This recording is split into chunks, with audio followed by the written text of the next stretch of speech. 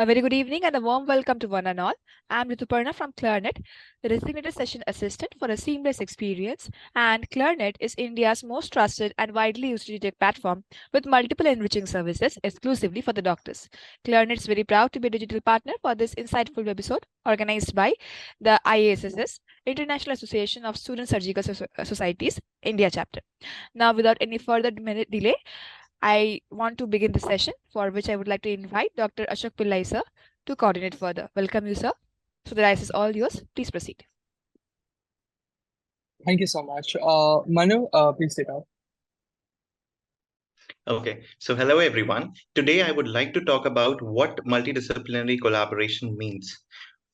First of all, I wholeheartedly welcome Professor Dr. Reinhard Heun. Being a secretary of ACTM, I wholeheartedly welcome you, sir, for the webinar. Let me give a brief introduction about the professor, which is a founder of Global Psychiatric Association and a former professor of psychiatry at the University of Bonn and the University of Birmingham, UK, will delve into the critical role of multidisciplinary teams. With 250 plus published papers and a vision of non-bureaucratic and democratic mental health approach, Professor Heun shares an insights of translating scientific discoveries into practical healthcare solution. So I would like to talk about what multidisciplinary collaboration means and what are its components and benefits which holds the future of healthcare and why the future of doctors should practice or indulge into it. Multidisciplinary collaboration means working jointly and cooperatively with different disciplines within the team. It's a type of collaboration often used in the primary care between the primary and the sectors. The components includes different specialized teams, highly multidisciplinary doctors, nurses, pharmacists, and the all triads of a medical fraternity. So on to you, sir. I wholeheartedly welcome you, Professor Dr. Reinhard. Yeah, thanks for inviting me. I'd like to keep this entertaining. And if you have questions, so it's a little bit, I could tell you everything multidisciplinary is important. But what I'd like to do is just telling me what was my travel and what was my experience in these changes and what happened. So I think I'd like to do it a little more on the maybe on the personal side. And I start when so it's a little bit of my life story, and I hope it's not too much self-embellishment, but I don't go to the details. So initially I worked in a smaller hospital, university hospital, and I tried to find some people to work with me. So we looked at the severe problems of multiple sclerosis patients.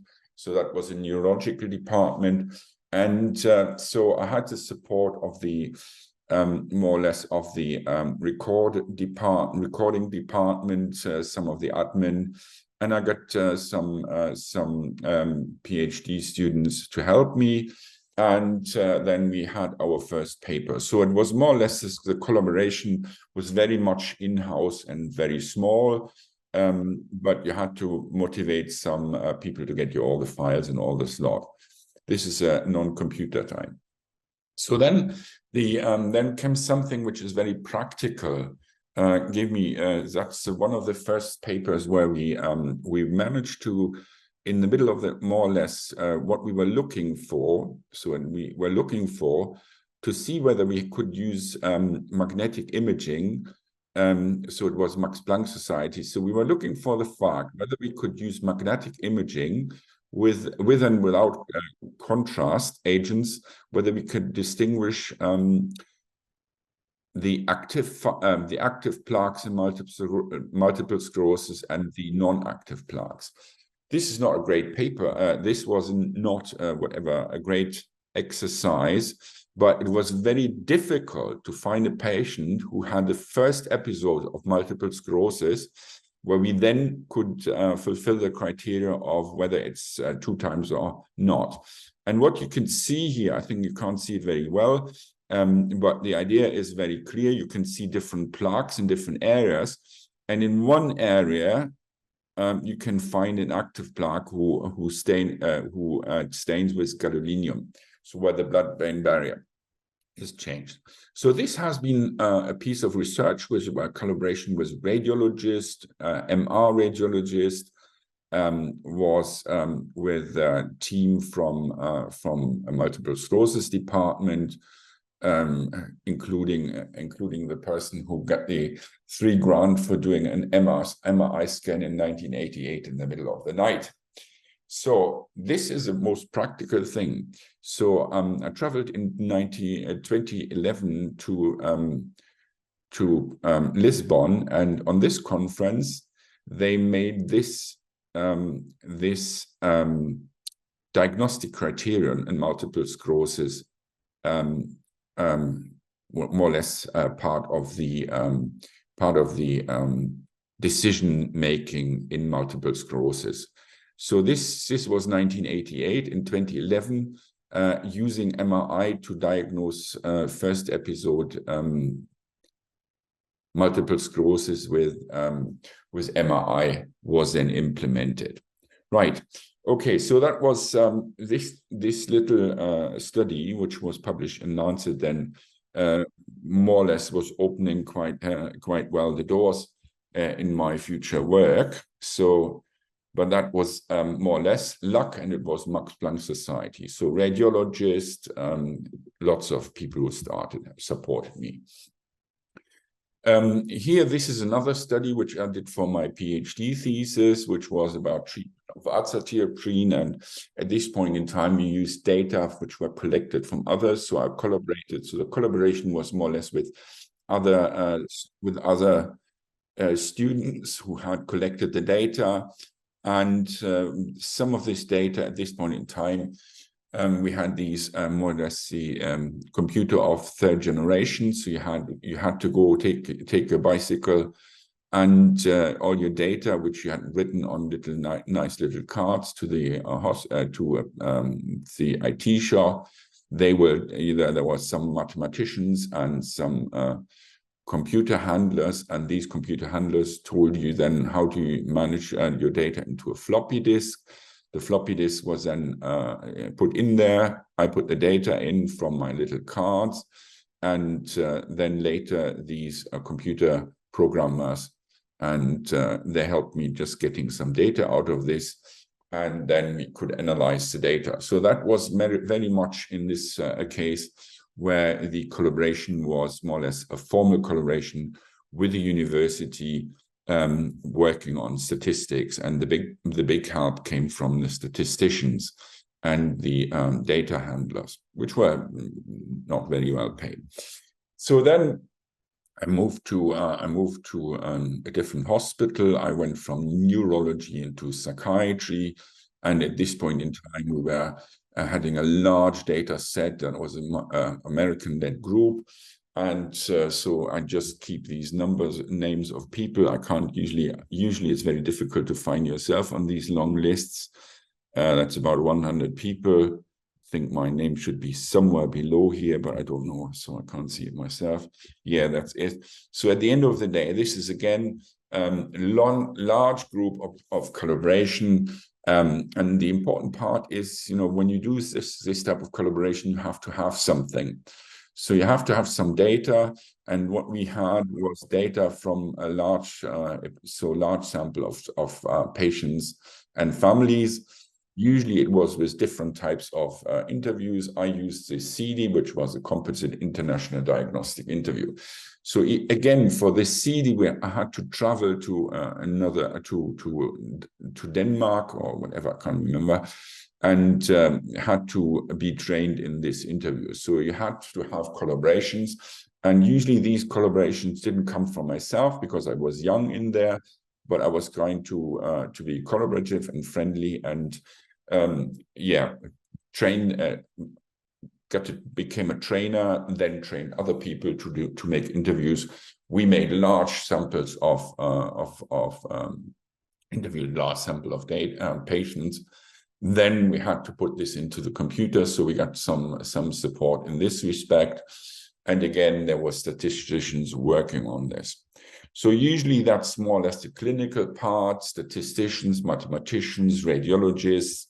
So that's usually what you need. And try to get the next slide. So that's another study which was where I would like to mention This was back in neurology. It was only published later. So we tried to do a study which was intrathecal versus systemic corticosteroids in multiple sclerosis. At this time, we had a bit of an argument whether, so some consultant says it's most important to give the injections close to the spine where the inflammation of the multiple sclerosis is. However, some people said, no, it's not really working. It just goes anywhere anyway. And so it doesn't matter whether you give it IV or whether you give it intrathecally. And so we did a study on that. And I'd like to remind people at this time, there wasn't any ethical committee. So we had to, this guy was more or less the ethical committee. We had discussions whether how to randomize. So that was quite a new study, and usually it cleared to some extent that it doesn't make much big difference whether the steroids in multiple sclerosis are giving intrathecally or in any other way. Right.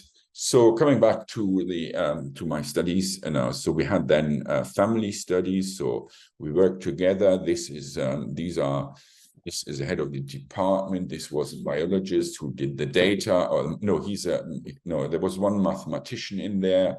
There were people who did interviews, and I was running around and traveling in different areas. So that was a collaboration between more or less a clinical collaboration.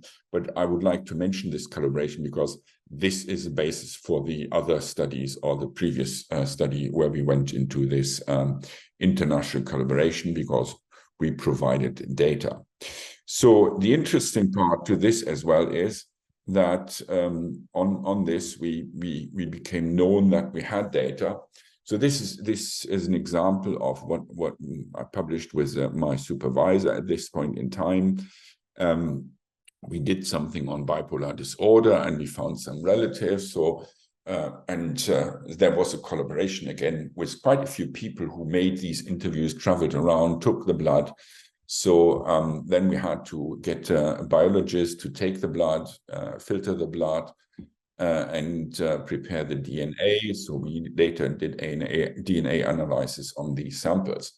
So let's say that way, when you look at this collaboration, it's quite a lot of people who did the interviews, who have done the interviews, and who then participated to some extent.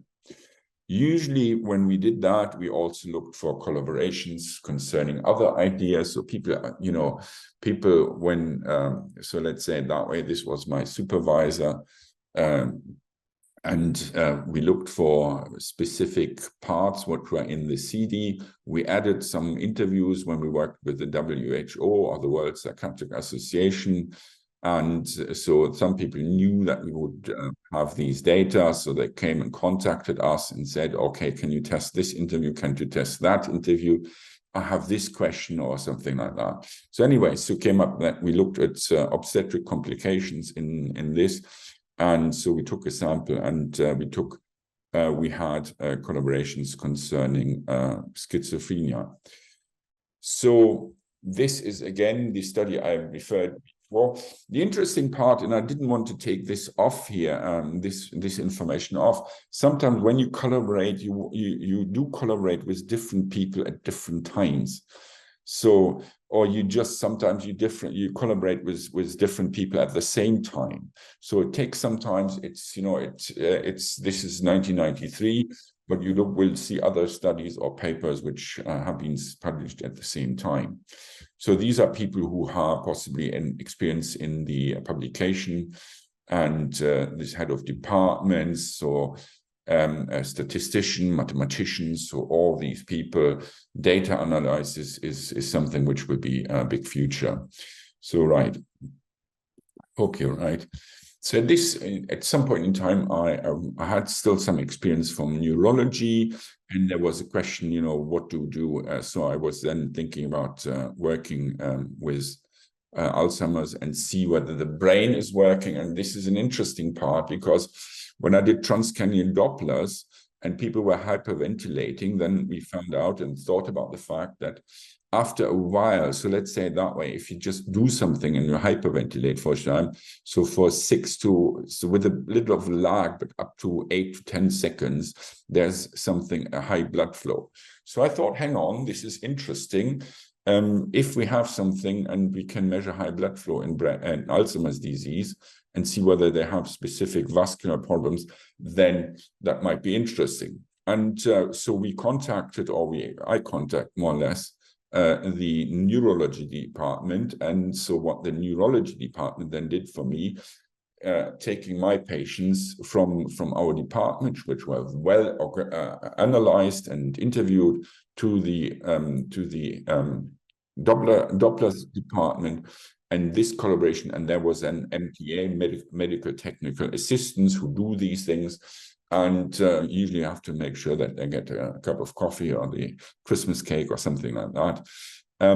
It's something you have sometimes, which these papers are a little bit unfair in the fact that non-academics are not really sufficiently mentioned as they should be. So that's something I find very difficult, but I think I try to change it in some instances, but it's also the question that people wouldn't have the ability to contribute or to justify the whole paper, but that's an interesting part of the discussion.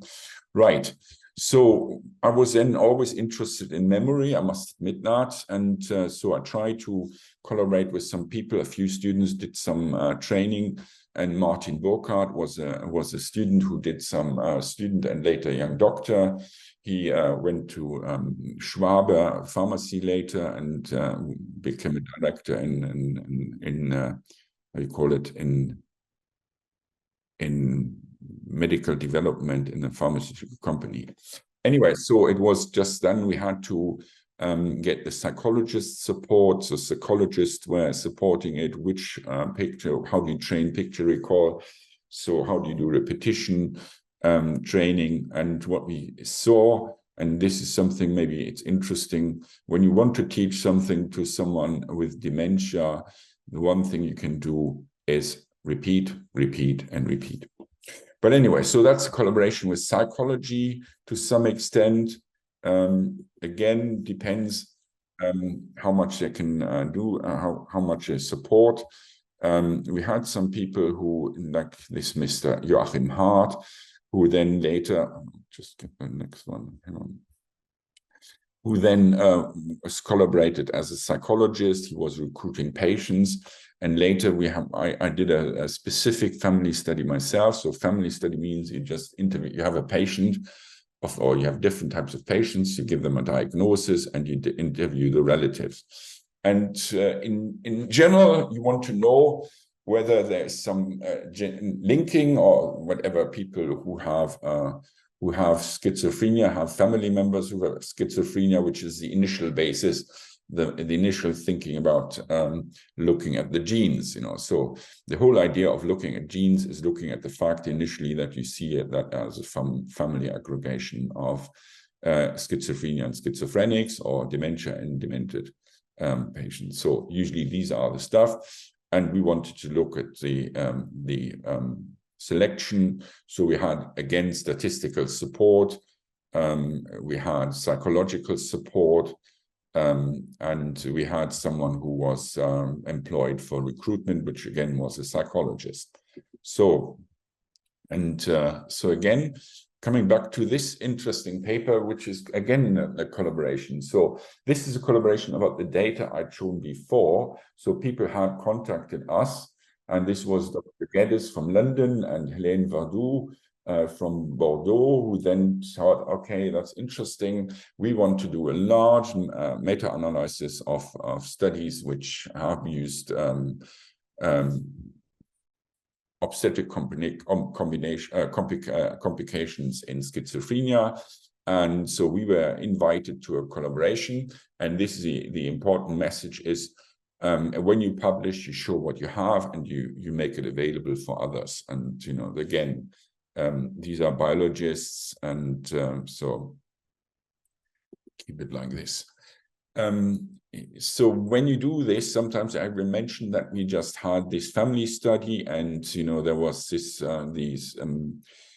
Per Bech, which professor from I think it was Copenhagen. No, it wasn't Copenhagen. It was from Denmark anyway, and he was we met in Copenhagen anyway, and that was a WHO meeting. And in this meeting, we then said, okay, you have this nice little fancy scale, which is more or less a depression scale, which is called the WHO5, and we can validate it by giving this to people where we do a diagnostic interview, which was a composite international diagnostic interview. So we validated this stuff, and then that's another collaboration with another country, which just then came up.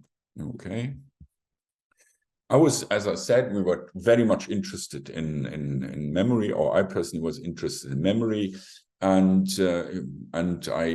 when I told you about this Doppler stuff, I can say, thinking about this, I thought maybe if you can see something about blood flow, and function MRI is more or less about blood flow, we thought, okay, if you see it like something, then we can look into the activity of the brain. And this is where we came up with the learning of words, where we had support of a psychologist, we had a radiologist, statisticians, and interestingly, a classmate of mine who was a developer in Siemens MRI scanner. So he knew where the data were to be found in the MRI scanner. I had some ideas about the statistics about that. So we had a region of interest approach and the Friedman analysis. So my statistic wasn't too bad after all this different stuff. So I knew how to deal with large numbers. And so we had statistical support. We had an MRI radiologist support. We had someone who different types of radiologists, a head of department as well. And this was my classmate who just with me did the calculations and invented all the stuff. We had some, support of people. So that was Michael Earp, who more or less made it possible that we could just have these goggles and all this tiny fancy stuff to get into a brain scanner. So we have to have different disciplines. Usually this is again radiology, radiologists and radiologists. So when we, at some point in time, family studies were interesting. So we looked for the data and the genetics. And what we then had, we shared some of our blood samples of the patients with other people, and they used it for whatever, cystatin C or something like that. So usually at this time, you pooled very much the data with other people, send the bloods over, or the DNA, because we already had prepared DNA. The biologist in our team was able to prepare the DNA. I've done this myself before, because when I was training as a biologist and later working with this, I had done this before, so I knew how it would work.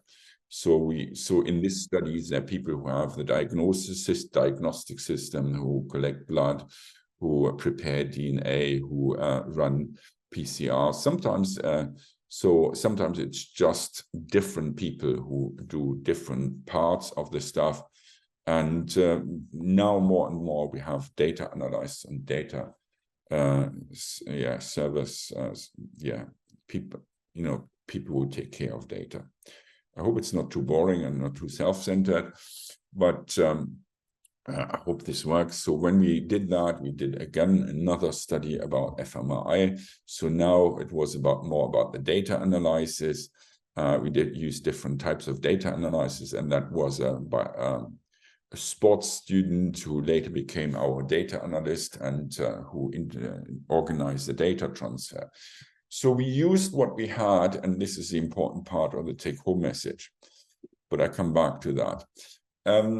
Our samples, so we took quite a few samples, and so we just, were collaborating and discussing. So we discussed here with the Department of Neurology and with some pharmacology, so pharmacists who were able to do some data analysis.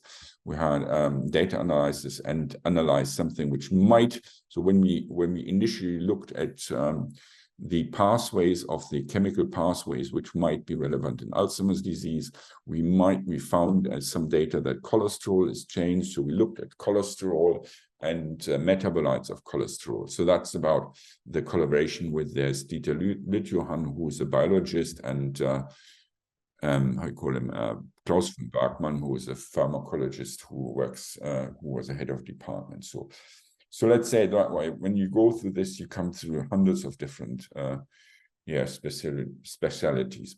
So again, that's our collaboration with the WHO scale. So people, we continued this, and in this respect, then got other people involved who had more data analytic experience. So this is a study where I must admit, I just parked my kids in America in a side road to have a discussion with John C. Breitner, because one of the things is some of the family study data analysis was quite complex, and how to analyze this and how to understand it wasn't easy. So I had to go to this guy, or I visited this guy who was quite famous and was one of the first to do family studies in Alzheimer's disease. So that's was another trying to get expertise into the team. So he had some. I think he wasn't a doctor. He wasn't a physician. I think he had some biological background, but I'm not totally sure at this moment in time. But even for a simple, and this is interesting, even for a simple paper, which was well cited, was Archives of General Psychiatry. Then we had to get someone from another country into this approach. Okay, so when I was in America, I got something about schizophrenia. I traveled sometime, so it's a little bit opportunistic. So we had first-degree relatives with schizophrenia, and I went there over to find something which is about the mismatch negativity, where you have different clicks, and people who usually hear a second click, then the second click, it's a different response, and it's electrophysiology. And when people have when they're schizophrenics, their mismatch negativity is reduced. But anyway, so that's what we observed in schizophrenia. Forget about that. So you have electrophysiologists who are experienced in that, and so electrophysiology. Okay. So coming back to another ongoing collaboration, it was more or less when we looked at the analysis. So we had some more analysis of data analysis where we looked at true and false recognition of words. And what you could say, you had something which was new response-related fMRI, and we collaborated with the people in Tübingen and working with this guy who was doing the data analysis. Certainly a bit of a repetition of what I said before, and same things. We then had, we were quite known, so to have different data. We had access to very well observed samples, which were growing and growing and growing. And at some point in time, it was a question whether acetylaspartate makes a difference in MRI. So let's say that might be an indicator for Alzheimer's disease. It's not really the greatest of all, but you can see some regional reductions in the hippocampus. Collaboration with radiology again. Traber was a data analysis or medical assistant. So Frank he's now professor in Cologne, professor of psychiatry in Cologne. Sebastian Flacke was a radiologist. That's another junior doctor in radiology. So technical and radiology and MR technicians, which usually it's a big team, on that. The amount of people who work in an MRI scanner is horrendous, Right. So this was another type where I did my own family studies, and we looked at the question whether they have different depressions. So we got a team of people working, and what we usually did, that when people had worked on one area, or then they could publish a paper, and if they didn't want to publish a paper, these two, then I did for them. Right, again, coming back to the same collaboration with this novelty detection and repetition. So we had this slightly different approach where we where we looked at the functional imaging of seeing something new. At some point in time, I started with Frank as a young doctor and gave him a job, and now he possibly might be able to employ me, or he might not, I don't know. So he's now professor. At this time, he was a junior doctor. Right. So what I usually also like to say is you have to be people who are fair enough to you when you're young. It's quite nice to help people, but also it's very important to find out what you get from them and the collaboration through them. So, okay. Again, this is so when we later had these cholesterol, I told you this about the cholesterol in this department in pharmacology, where the biologist was involved, so Dieter Lütjohann and Mrs. Schulte, and so they were all in this. There were some diagnosticians, interviewers, and pharmacologists.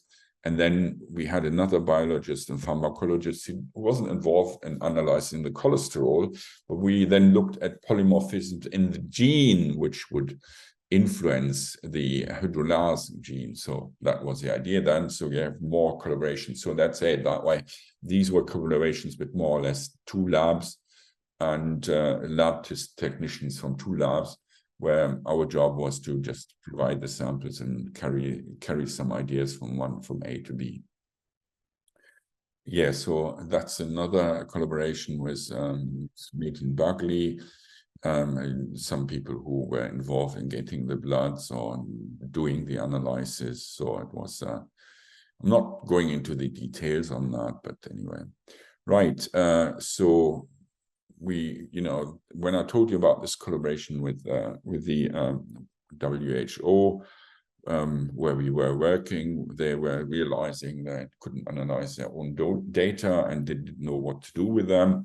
By this time, I was quite good at analyzing data. So analyzing data was large family studies and lots of family data and lots of stuff and from individual patients. So lots of markers, genetic markers, clinical markers, and also radiological markers, which wasn't quite easy initially, because the MRI scanner, the data in an MRI scanner was more data than you could buy on a normal computer, so it wasn't easy. Anyway, so we had some collaboration with the WHO, who then couldn't analyze their data, and we said, okay, we look at your data. So this was an analysis where we did the analysis with Michael Gensicke and Katrin Barko, and with the collaboration from Hans Wittchen, who was then very active in the WHO with the mental health stuff. He was one of the guys who initially helped me to learn about how the composite international diagnostic interview worked and how I could teach it to other people. Right. So this is another study where we looked at memory complaints. So we just picked up ideas from people, developed other ideas. And again, that's about the same thing about this hydroxycholesterol. The only important thing is that these people, so let's say that way papers come out at the same time, even though you worked on one a bit longer and one, comes out a bit quicker. Right. Same thing then we were known now by the time I was working in this national collaboration about, which I didn't get much data out of this, and I didn't get cited or anything like that out of this. So I think I did it for charity. Initially, but we worked with a company who were doing donepezil trials. So we're trying to see whether Aricept was working. So now it's very common, but at this point in time it was quite new. And we were one of the people who were starting this journal donepezil study, and it was called the Donald study. And we were part of the collaboration. And by this time I had a little bit of my outpatients clinic, which was more or less funded by the pharmaceutical companies who were interested in dementia and dementia care. And so not funded, but we got, when we had at this point in time, when you had patients in the study, you could make a bit of money out of that. Okay, right. So these are collaborations which continued. Now we had another collaboration, which was someone who initially was working in the department. He had a private practice, and we had some ideas about that. So different learners, good and bad learners of motor sequences, and see whether the activation were different. So Paul Stracke came into this, and Nicholas Freiman, as other doctors, were interviewing, doing the studies, running over, and so it was quite a bit of an entertainment. Let's say it that way. For the first fMRI study, initially there wasn't any goggles, so I more or less transported our overhead projector and into the MRI scanner. And I was so happy it wasn't blown up. Anyway, I didn't go into the scanner. But and then we had a video projector, which was more or less trying to get some information into the scanner. And, they had a little bit of some glasses and some mirrors where they could look out. So that was, lots of collaboration, lots of stuff. We then, had lots of data. So I provided control samples. So when you do a large family study, you take bloods from everybody. So we had control samples, which were then used in neurology. So the neurologist contacted us, Mr. Linnebank, got some samples from us, which he needed to have some decent control samples, and looked at specific genes in lymphomas. That's a similar study which was done from more or less in collaboration with someone from Africa. Right. So this is a continuation of a study which we then, got this diagnosis, let's say that way, getting this mathematical expertise so we could help other people looking at studies. So this time we were the mathematicians for other people. Right. So then we had a national study where we realized that, when we do all the compare study and do fMRI or other studies, or let's say that magnetic resonance spectroscopy, then we would have to see whether the MRI scanners were reliable in Munich, in other places. So we organized a study where we looked at the collaboration and the possibility of collaboration. So the idea was that we would do similar analysis of the data, but first we had to make sure that our data were comparable from A to B.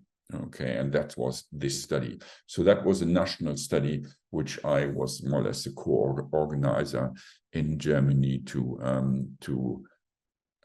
organize dementia studies, which were over the whole of the German university, 20 university or something, collaborated, was sociologists, whatever, general practitioners, and we try to have different areas in this part of the study. Okay, so forget about this now. That's more statistical collaboration.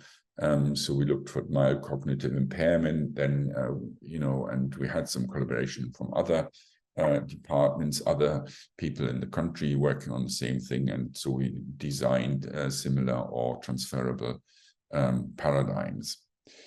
And this is, where we looked initially, couldn't see much in the brain because the fMRI wasn't good enough.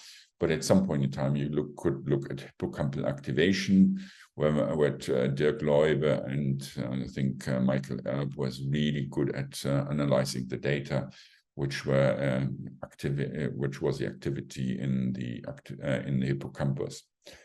Right, that was a study where I think we pooled genetic stuff, and initially it was more or less DNA samples. So we looked at the genetics of complex disorders, so pooled samples. Initially it was pooling different samples and trying to make sense out of that. So that was an analysis which makes sense. At this point in time, I was already in Birmingham, so we had a little bit, I started smaller projects. This is a project where I started with a young, more or less intercalated degree, and this is one of my best cited papers where we looked for the criteria of subjective memory impairment, and he came in and out from Yemen at this point in time. And when usually we didn't meet very often, but when we met, we met for a couple of hours and organized stuff. Then we went, worked with people worked, DNA radiologist and other people in Zurich, where Andreas Papasopoulos, who initially was working with me, was moving to, and that was about genetic analysis, having samples and organizing samples. Okay, so I just possibly drop this. We then, and this is a very opportunistic view, so at some point in time, I was professor in old age psychiatry in Birmingham, and some people, Amar and Rahul, came to me trying to organize to see what they can do with the 500 samples of data from Parkinson's patients.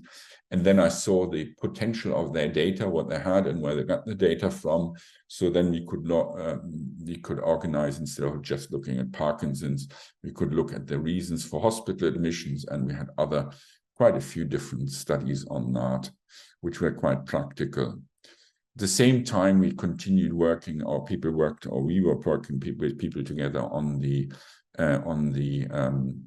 subjective memory impairment and the hippocampal surface analysis. So that was something which continued, where I was advising, and we had statisticians again, biologists, and lots of radiologists with different expertise.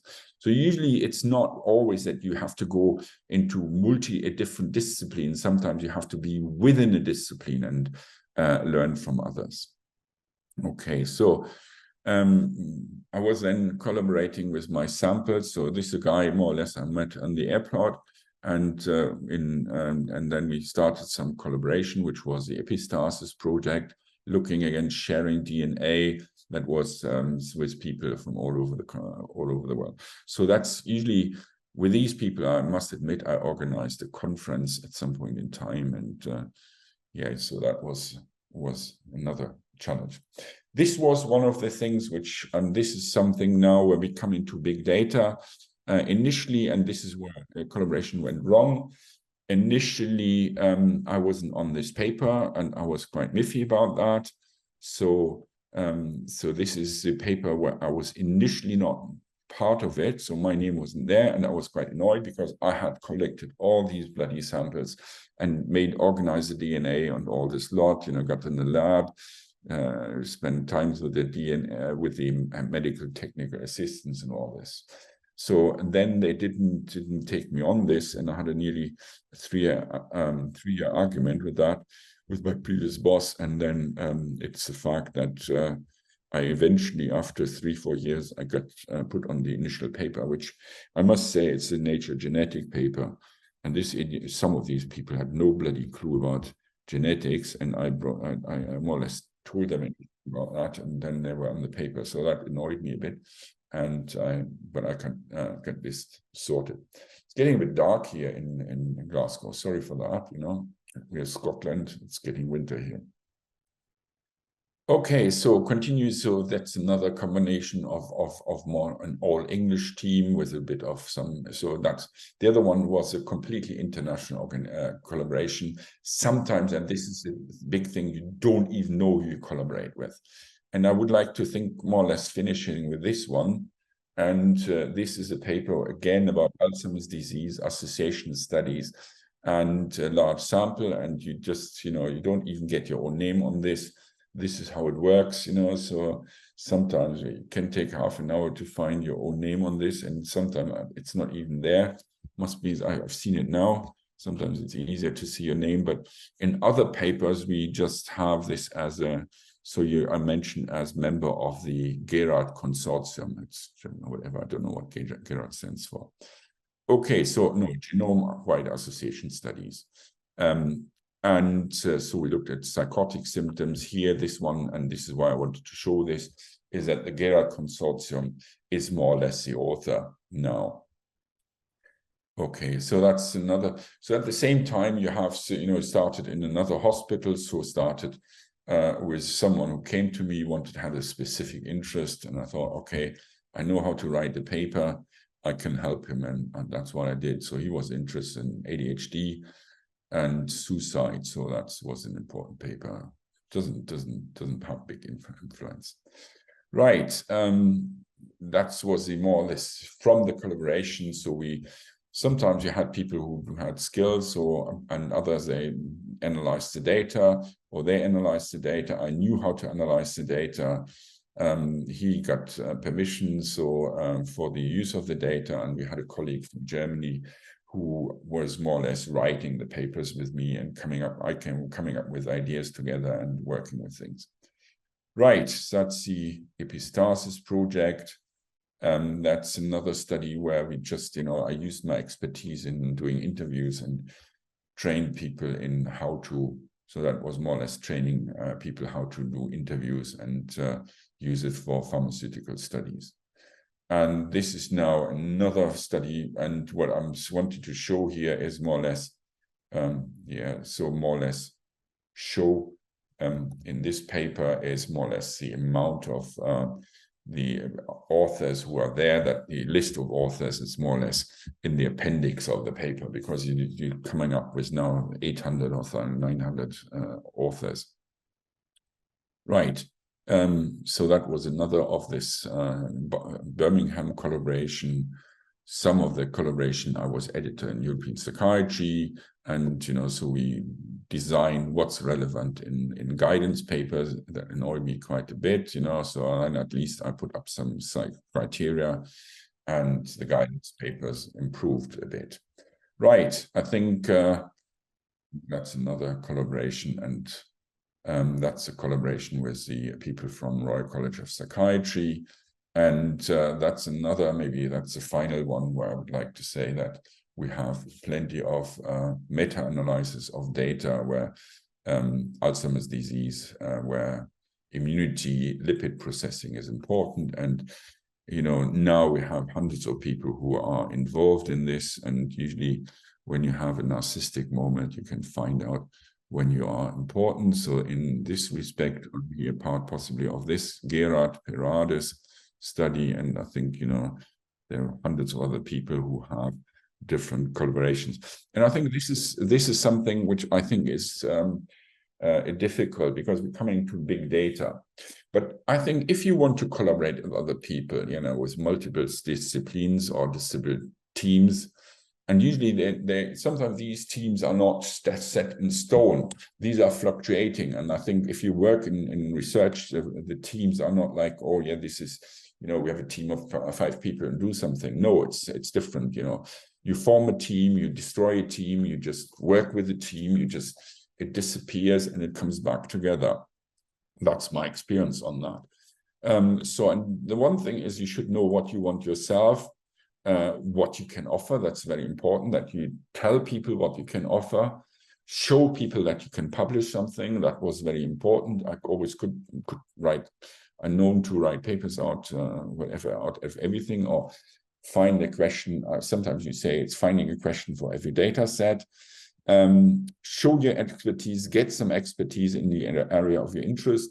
And I think when you see the area of my interest was memory encoding, and show something about that. And what I did more or less, we worked with Alzheimer's patients. I worked with memory, I worked with training, I worked with functional imaging, but everything was about memory. So get some expertise, support people and accept support, be grateful, offer co-authorship for valuable support, look for and use opportunities.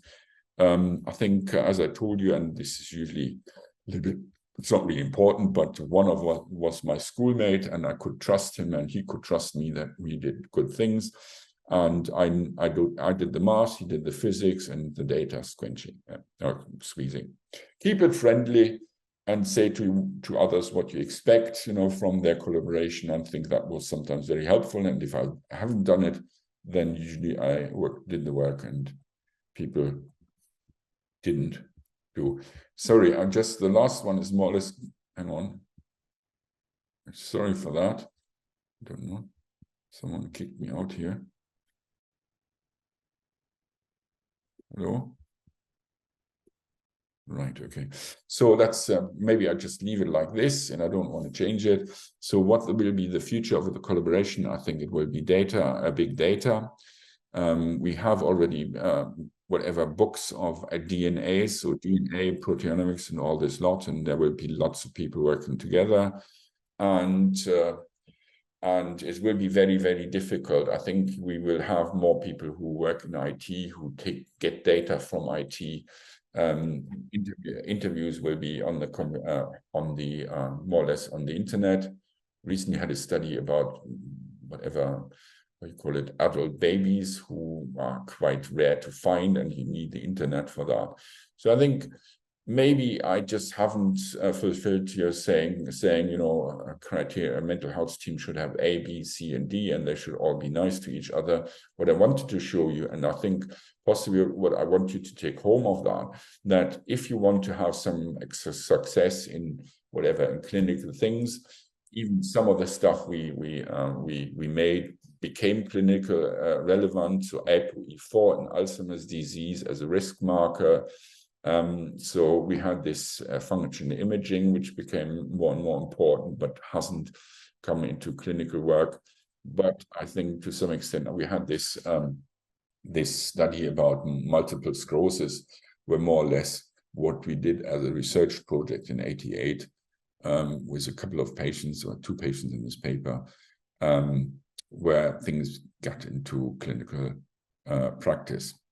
Right. Okay. So if you are interested in what we're doing or what I'm doing, look at these links. And yeah, that's my talk. And maybe you have a couple of minutes to discuss. Thanks a lot.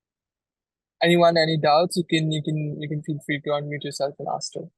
It's very important to understand how multidisciplinary collaboration works for everyone. And it's not just the doctors, but it works at the level of a medical student too. So we are at ACTM are trying to foster the same idea as to how multidisciplinary collaborations could be, you know, worked out. And people working on the same thing might have a varying angle to that particular problem. There might be you know, we follow this thing that everyone has something different to bring to the table. So keeping that in mind, that's where multidisciplinary collaboration pans out and works amazing. So thank you so much, sir, for your insights into it. And we would appreciate for you to, you know, give us more of your experience in the future webinars and help us out to work out the multidisciplinary collaborations. One point I thought I would like to add is that you mentioned in a point where the research has been done, but it's not put to the clinical practice. So at ACTN, this is one of our aims also, that we want to practice translation research, where all the things that is done in the journals and that's done out there and it's published, but not put into clinical practice. We would want to see the doctors of tomorrow practice it out so that the patient care is helped. So that is another focus that we are having at ACTM, and hopefully we could collaborate with the Global Psychiatry Association to achieve the same self. I'm very welcome for that. I think the point is initially, I think sometimes, you know, the research, but sometimes the most weird research sometimes becomes very helpful.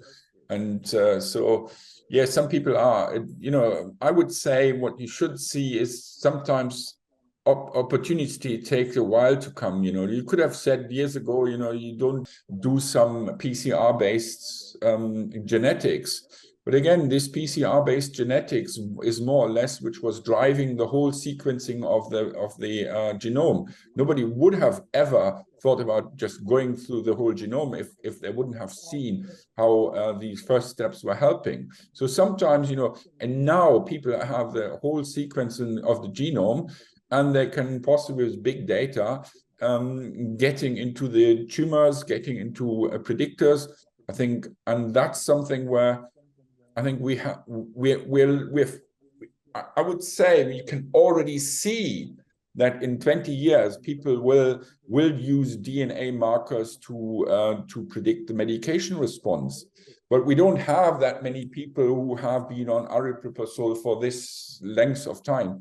The disadvantage is that and this is where big data will come, and there will be dirty data. That's one thing about big data. We then have to have lots of clinical data which are connected, and some will have good data, some good analysis. But I don't know how this is going to work and how this is going to benefit the individual scientists, and possibly that's a very difficult thing, let's say it that way.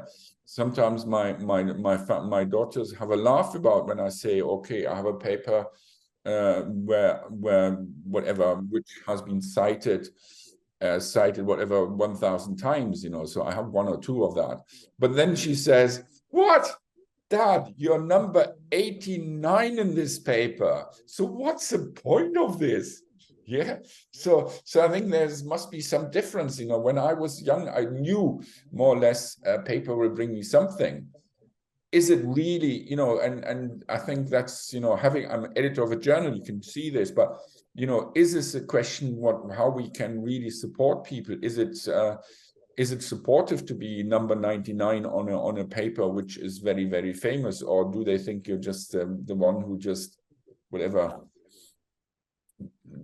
did some minor calculation and have no clue, or what is it? So I think that's something where I think you guys should discuss be quite frank and open how we discuss it, because at the end of the day, I think the more you work for other people or for large organizations, I must admit, and I would say that I really was setting up the dementia, the National German Dementia Study. However, then I left a couple of years later, so I possibly wrote 40% of I would say 40% of all the paperwork went through of the grant proposal for this, which got more or less 20 million, went through my computer, 40%. Did I have anything from that? No, zero, nilch. So the question is, I must admit, I profit enough from collaborations. So I can forget about that I didn't do this. But some people work their lives on working for other works and organize things. And I was working here in this, how you call it, the NHS collaboration, these academic networks. And there are lots of people who are nurses who are working in there who have no benefits whatsoever.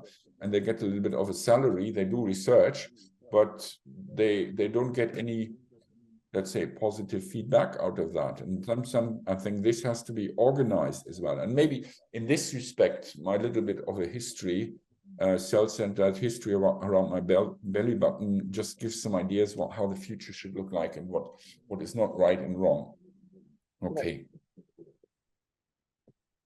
So there always should be a balance between, collaborations and you having your personal work done too. But at the end of the day, it's the benefit of the healthcare system that we're working towards. So, from when I'm seeing this is that 89th on your paper, a paper which is actually bringing about a change in the healthcare system is way better than being the first author in a paper which has nothing to do. So, regarding that, I also was intrigued when you said when you had a mention about multiple sclerosis. We had an opportunity to recently work on the same, where we tried to bring down an association between microRNA and the gut microbiota. So we draw an association between all of the three factors. We had a Venn diagram kind of a structure where we associated two of them individually and finally saw how a treatment modality for multiple sclerosis, keeping in mind microRNA and gut microbiota, to bring about a change, and the results were outstanding. We had a systematic review and we listed down a novel therapeutic angle to multiple sclerosis altogether. So it was again brought about by collaborating with a lot of other students across the globe. So it does help, but I guess we could discuss regarding the same in the future, sir. Okay, thanks for letting me know. Okay, that's us. Thank you so much, sir.